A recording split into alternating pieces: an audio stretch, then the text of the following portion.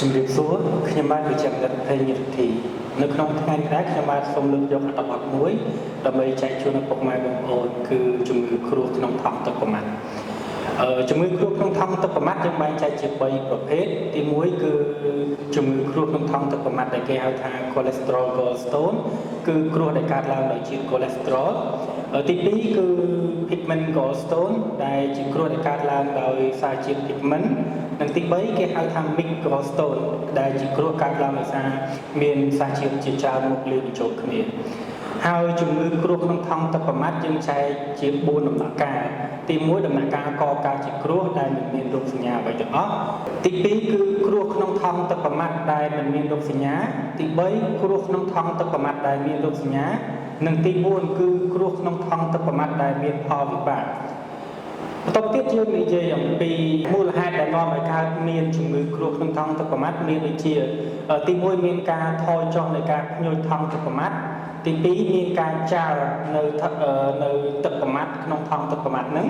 ហើយតកតងជាមួយនឹងការកើនឡើងនៃការបញ្ចេញជាតិកូលេស្តេរ៉ុលពីថ្លើមហើយគ្រោះក្នុងថង់ទឹកប្រមាត់ក៏មានពាក់ព័ន្ធជាមួយនឹងការ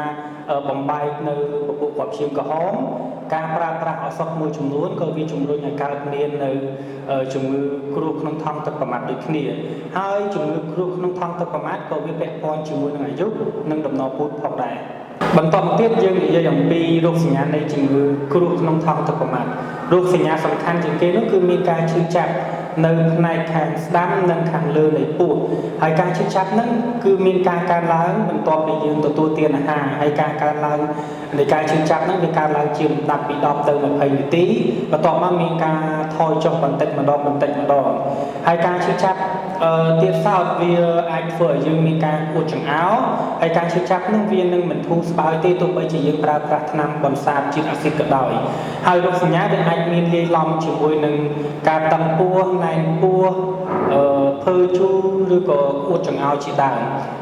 តកតងជាមួយនឹងរោគសញ្ញានៃជំងឺគ្រោះក្នុងថង់ទឹកប្រមាត់នៅពេលដែលមានគ្រោះក្នុងថង់ទឹកប្រមាត់ហើយវាបង្កទៅជាផលវិបាកហើយវាអាចធ្វើឲ្យយើងមានការឈឺចាប់កាន់តែខ្លាំងហើយមានលាយឡំជាមួយនឹងការក្តៅខ្លួនការឡើងលឿងលើស្បែកនិងភ្នែកជាដើមតកតងជាមួយនឹងផលវិបាកនៃជំងឺគ្រោះក្នុងថង់ទឹកប្រមាត់នៅពេលដែលមានជំងឺគ្រោះក្នុងថង់ទឹកប្រមាត់ហើយមានផលវិបាកវានឹងបង្កឲ្យកើតមានបញ្ហាមួយចំនួនទៀតដូចជាជំងឺរលាកថង់ទឹកប្រមាត់រលាកបំពង់បង្ហូរទឹកប្រមាត់មានការស្ទះនៅបំពង់បង្ហូរទឹកប្រមាត់និងអាចនាំឲ្យកើតមានជំងឺរលាកលំពេងទៀតផងអំពីការព្យាបាលបើសិនជាយើងមានរោគសញ្ញាពាក់ព័ន្ធជាមួយនឹងជំងឺគ្រោះក្នុងថង់ទឹកប្រមាត់យើងត្រូវទៅពិភាក្សាជាមួយនឹងគ្រូពេទ្យជំនាញហើយការព្យាបាលគឺវាអាស្រ័យទៅតាមដំណាក់កាលនៃជំងឺគ្រោះក្នុងថង់ទឹកប្រមាត់នេះការព្យាបាលមានដូចជាការតាមដានការប្រើប្រាស់ថ្នាំ